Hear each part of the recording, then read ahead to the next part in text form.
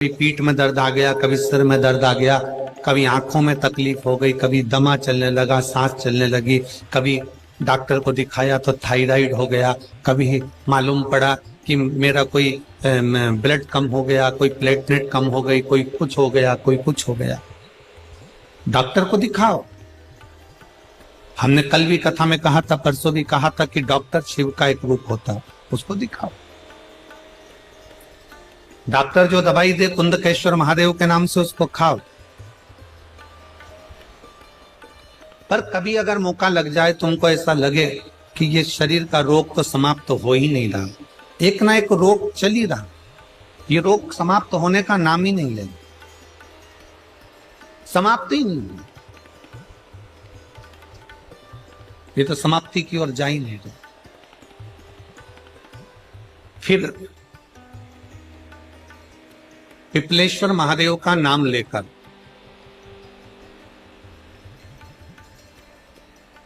पिपलेश्वर महादेव का नाम लेकर कुछ भी मीठा जो बना सकते, हलवा बना सकते हो हलवा, सीरा बना सकते हो सीरा, खीर बना सकते हो खीर, चूरमा बना सकते हो तो चूरमा, लड्डू बना सकते हो तो लड्डू, जो तुम घर में मीठा बना सकते हो उसका केवल 7 ग्रास का अन्न। कितने ग्रास? जम के बोलो जरा। 7 ग्रास। 7 ग्रास मतलब 7 कोर, 7 ग्रास का अन्न एक पात्र में ले लो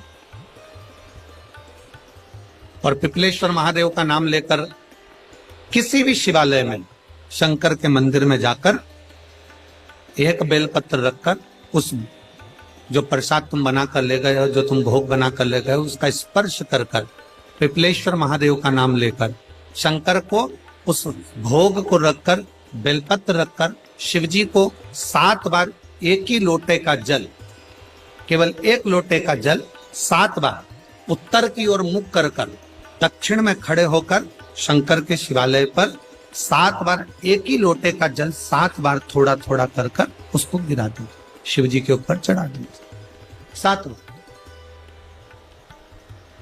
बाद में जो प्रसाद पर आपने बेलपत्र रखी है उसी बेलपत्री को उठाकर शंकर के शिवलिंग पर चढ़ा दीजिए। बाबा को प्रणाम करिए, बाबा मेरे शरीर का रोग समाप्त नहीं हो रहा, गोलियां खा रही हूं, दवाई खा रही हूं, कुंदकेश्वर महादेव का नाम लेकर दवाइयां ले रही हूं, पर कभी घुटना, कभी कमर, कभी आंख, कभी थायराइड, कभी कुछ, कभी बीपी, कभी शुगर, कुछ ना कुछ चल ही रहा है। बाबा अब आपको संभालना। किसी भी दिन पिपलेश्वर महादेव का नाम लेकर वो चढ़ी हुई बेलपत्री लियाओ, प्रसाद लियाओ, घर पर आने पर जैसे ही घर के अंदर प्रवेश करो सबसे पहले बेलपत्री को चबा चबा कर खा लो। फिर वो जो प्रसाद है उस प्रसाद को 7 गांठ से थोड़ी थोड़ी देर में 7 बार में उसको खा लेना। बाबा देव महादेव का नाम लेकर, पिपलेश्वर महादेव का नाम लेकर प्रणाम कर कर जल का आचमन, हाथ की हथेली में जल लेकर 7 बार आचमन कर लीजिए और शिव का, पिपलेश्वर महादेव का नाम ले लीजिए। धीरे धीरे 15 दिन लगेंगे और 15 दिन में बीमारियां अपने आप कम होना प्रारंभ हो जाएगी और बाबा आपका हाथ पकड़कर आगे बढ़ाएंगे।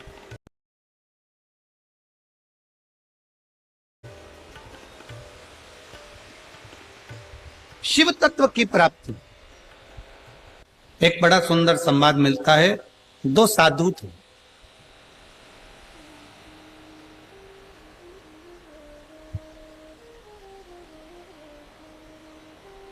एक सेठ जी के यहां दोनों भोजन करने के लिए गए।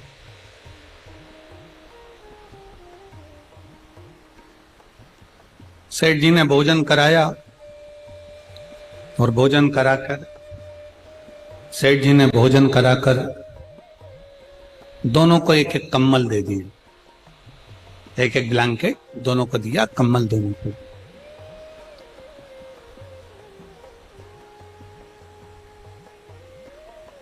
दोनों कम्बल लेकर अपने अपने मार्ग की ओर चल दिए। साथ में दोनों जा रहे थे।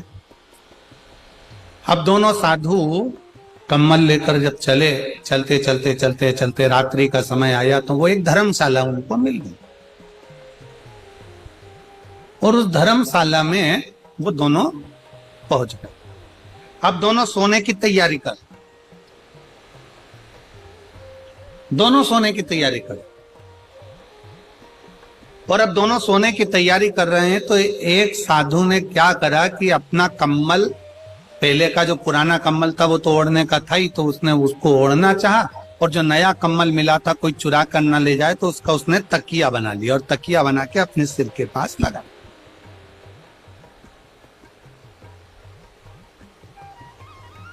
तकिया उसने सिर के पास लगा लिया।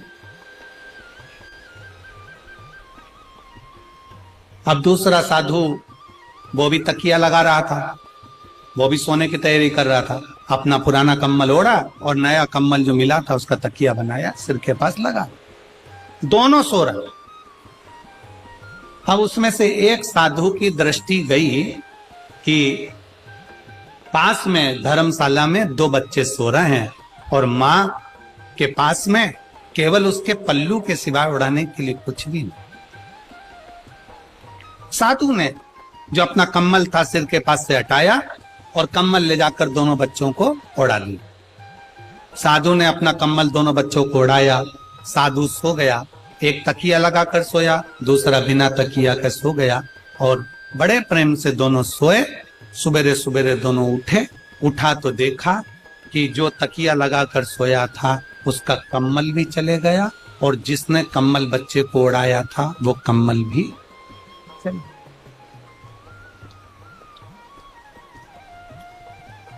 जो तकिया लगाकर सोया था साधु, उसका भी कम्बल चले गया और दूसरा जो साधु ने बच्चों को जो कम्बल दिया था वो भी कम्बल चले गया। साधु को लगा बच्चे कम्बल ले गए होंगे और वो जो साधु था जिसने तकिया लगाया था उसका जो कम्बल चले गया। वो चारों तरफ ढूंढने लगा, मेरा कम्बल कहाँ गया, मेरा कम्बल किसी ने चुरा लिया। मन उदास हो गया, मन क्षुब्ध हो गया, मेरा कम्बल किसी ने चुरा लिया, मेरा कम्बल चले गए। अब दोनों साधु, दोनों को कम्बल मिले, दोनों के कम्बल चले गए, पर एक ज्यादा दुखी था और दूसरा सुखी था, मुस्कुरा रहा था। कारण क्या था? दूसरा इसलिए सुखी था क्योंकि उसको मालूम है कि मैंने अपने हाथ से बच्चों को कम्बल दिया और बच्चे अगर लेकर भी चले गए तो कम से कम ओढ़ेंगे तो सही, इसलिए वो सुखी था। और दूसरा इसलिए दुखी था कि मैंने कम्बल संभाल कर रखा था और चोर उसको चुरा कर ले। शिव महापुराण की कथा कहती है यही साधु जैसा जीवन हमारा है। याद रखो, अगर दोनों हाथों से तुम अपने हाथों से किसी को खिला दोगे, अपने हाथों से किसी को दे दोगे, अपने हाथों से कुछ प्रदान कर दोगे तो तुम खुश रहोगे कि मैंने अपने हाथों से दिया। मालूम पड़े तुमने दिया ही नहीं और एक दिन ऐसा आया कि तुम्हारे पति का कोई पार्टनर बन गया, पार्टनर बनकर काम चालू करा, काम चालू कर कर उसको सब अपने कब्जे में ले लिया, पूरा विश्वास के साथ काम चालू करा और मालूम पड़े कंपनी को चूना लगाकर 1.5-2 करोड़ रुपए लेकर, लाखों रुपए लेकर कहीं का चले गया। तो शिव महापुराण की कथा कहती है कोई तुम्हारे धन को तुम्हें छल कर, तुम्हारी चोरी कर कर चले जाएगा तो तुम्हें दुख ज्यादा होगा। इसलिए भगवान अगर तुम्हें दे तो उस दिए हुए का थोड़ा सा सत्कर्म करते चलो, किसी प्यासे को पानी पिलाते चलो, किसी भूखे को भोजन कराते चलो। अपने जब हम अपने हाथों से देते हुए चलते हैं, अपने हाथों से करते हुए चलते हैं तो हमें प्रसन्नता होती, हमें प्रसन्नता होती।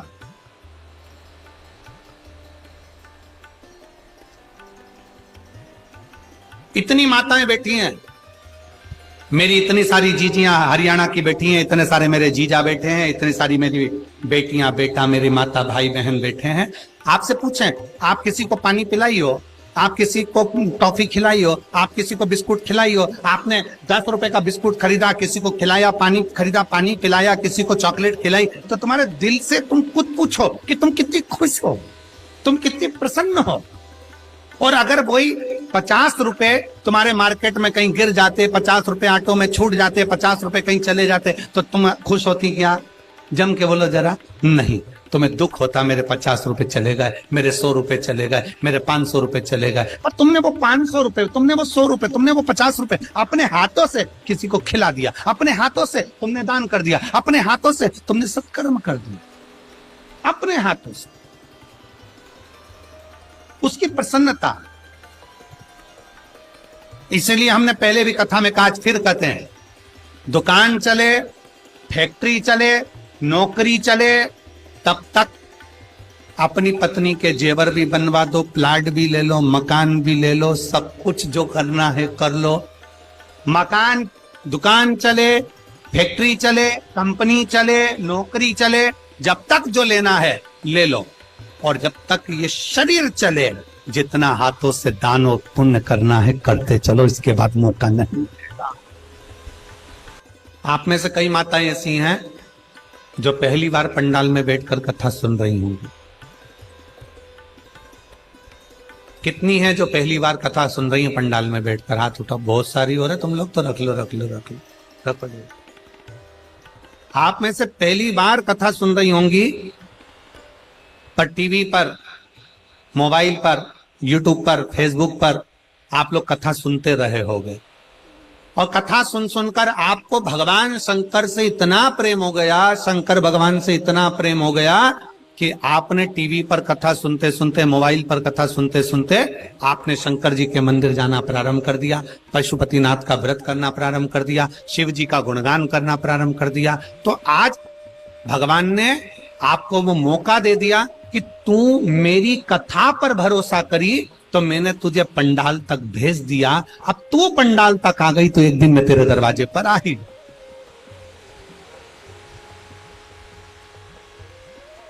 मतलब आपने पहली मंजिल पार कर ली है। आप कथा के पंडाल तक पहुंच गए, मतलब बाबा को जल चढ़ाते चढ़ाते, मोबाइल पर सुनते सुनते, टीवी पर सुनते सुनते बाबा ने आपको अपने पंडाल में लाकर बिठा दिया। मतलब शंकर जी ने आपको अपने कैलाश धाम तक बुला लिया। अब कैलाश धाम तक बाबा ने आपको यहां तक बुला लिया। अब बाबा किस दिन आपकी झोली खुशियों से भर देगा आपको भी मालूम नहीं पड़ेगा, और आपके दरवाजे पर मेरा शिव पहुंच जाए। ये पहली मंजिल।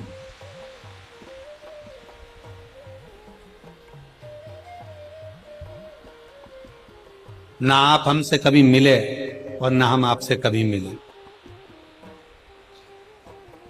ना हम मिले आपसे, ना आप हमसे मिले। केवल टीवी के माध्यम से कथा को श्रवण किया, मन में विश्वास आया कि शंकर का एक लोटा जल हमारा बदल देगा कल। आपके मन में विश्वास आया, सारी समस्या का हल एक लोटा जल। आपके मन में विश्वास आया कि कुंदकेश्वर महादेव का नाम लेकर दवाई लूंगी, मेरा रोग ठीक होगा। बेलपत्र खाऊंगी, मेरा बीपी शुगर ठीक होगा। अगर मैंने शंकर की कथा सुनी है तो बाबा मेरी नौकरी भी लग